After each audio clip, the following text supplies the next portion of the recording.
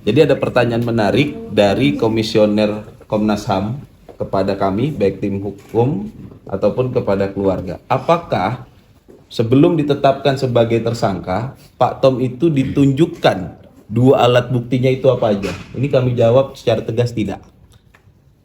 Secara tegas kami jawab kepada Komnas HAM ini tidak. Tadi ditanyakan oleh Komisioner Komnas HAM, apakah diberitahukan atau ditunjukkan pada saat bahwa ini loh alat buktinya yang menyebabkan Anda dijadikan sebagai tersangka dan dilakukan penahanan.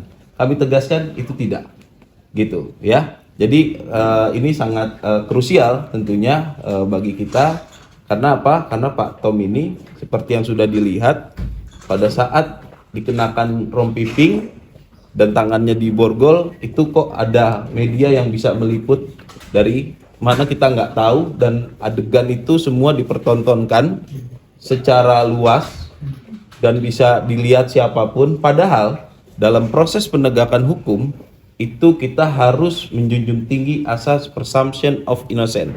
Kita tidak boleh menuduh orang itu salah atau bersalah sampai pengadilan memutusnya. Tapi tindakan memvideokan pada saat Pak Tom itu mengenakan rompi pink dan diborgol tangannya dan diproses berjalan, itu sangat melukai keluarga dan sangat melukai Pak Tom, dan saya rasa ini adalah hal yang sangat mencederai proses penegakan hukum di Indonesia. Bicara diskriminasi, kita harus punya parameternya.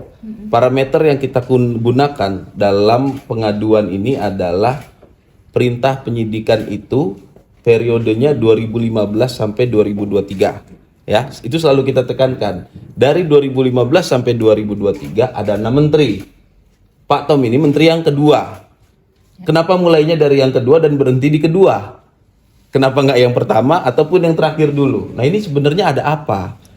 Ini kan pertanyaan yang wajar kalau kayak gini sepertinya kan. Setelah 9 tahun kita baru diperiksa, dan di antara seluruh kebijakan impor di 6 menteri dimulai dari Pak Tom dan hanya berhenti di Pak Tom. Sampai sekarang kita belum dengar ada lagi menteri yang dipanggil.